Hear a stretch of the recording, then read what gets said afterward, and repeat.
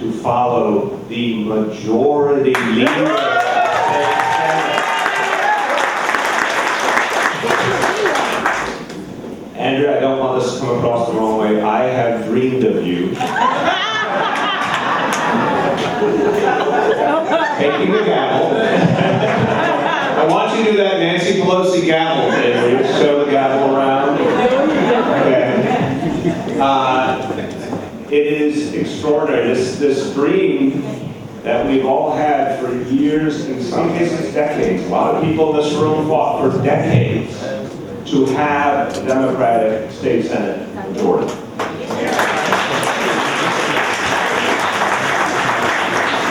And I cannot lie to you, brothers and sisters, there were painful moments, frustrating moments, unfair moments along the way where it felt like this was one of those goals in life that might never come to pass.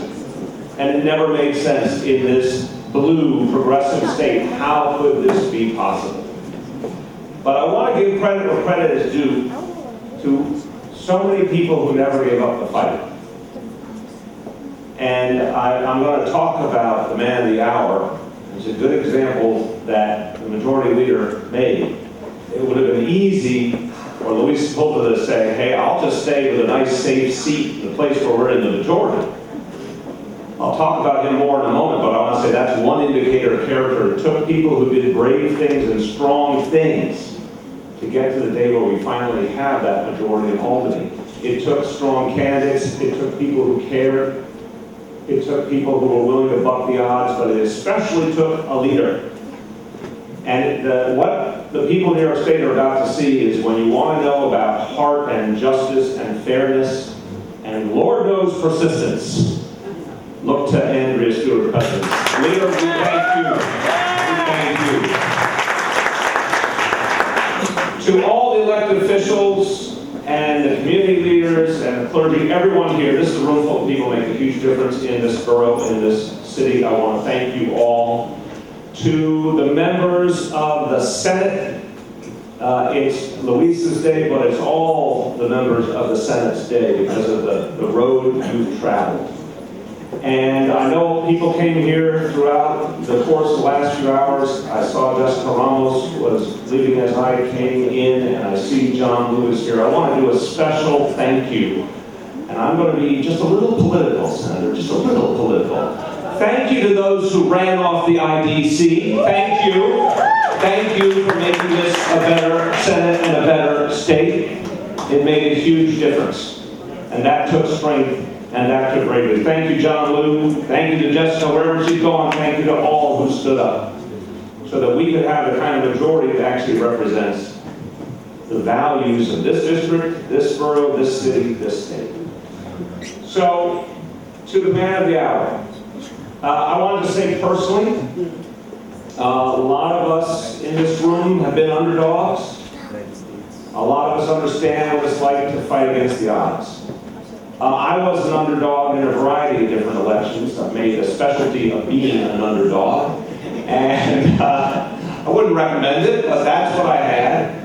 And when I ran for mayor 6 years ago, I did not have a lot of elected officials who supported me. That's something I understood, but there was a very, very small group who did.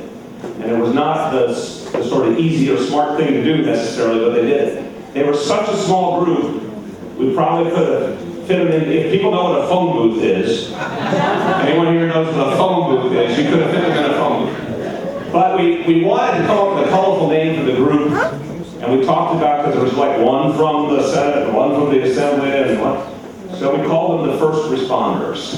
They were the first from their body to support. And Luis Sepulveda was my first, and for a long time my only supporter from the Assembly. long time. But it said to me, look, I got to know him in a good and noble struggle. And what I learned about Luis is he is absolutely unafraid of a good fight. Absolutely unafraid. I've met a lot of good people in public life, but they still didn't have that extra gear where they would just take on something because they believed in it. They didn't care if it was easy. But easy is never a consideration for Luis. And that is a powerful advantage for the people of this district. To have a representative who's going to take on a fight when it's tough, who's going to do the work. I don't know a harder working guy. Many of you have watched him come up over the years. Incredible work ethic. I also noticed that he's someone who takes no part of the community for granted. When we first started to get to know each other, I thought, okay, well, he's probably going to want to focus on the community he comes from. But no, he wanted me to meet the Bangladeshi community. He wanted me to meet the African American community. He wanted me to meet every community in this district. And that said so much to me about what both was in his heart, but the kind of public servant he was as well. And then when it was time to fight for things that mattered, to fight for pre-K for all here in the city, to fight for a $15 minimum wage in Albany, to fight for paid sick leave and paid family leave, he was amongst the very first to sign up and help lead the fight. So I got to know who he is, and I saw a tremendous consistency and a will and an energy that everyone here in this district will benefit from. The last thing I want to say is very human, very personal. A lot of you may know that my wife, Charlene, has made the focus of her work as our First Lady the issue of mental health. Trying to break the stigma of mental health, trying to make sure that people who have a need, a human need, can come forward and get the help they deserve. Remember, 1 in 5 New Yorkers, 1 in 5 Americans has a mental health challenge, and yet is treated with a stigma. So she's been doing that work, and she's found some powerful allies along the way. And the most powerful type of ally is a person who is unafraid to tell their own story. And if you've heard Luis tell the story of his mom, which is not easy, brothers and sisters, it's not easy. He and I have a lot in common. We saw a lot of tough things coming up. He tells the story in a way that honors her memory, because he tells the story so other people will not be afraid, so other people will not be ashamed, so other people will get the help that they deserve that she never got. That's a public servant right there.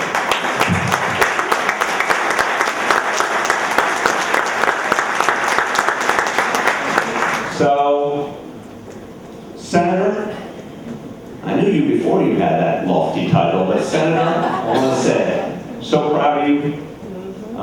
I've seen such great things before. I expect greater things ahead. And I am so happy that you joined this body at the point where it's finally going to be what it was always meant to be. A force for change in this city, a force for change in this state. Congratulations, Senator.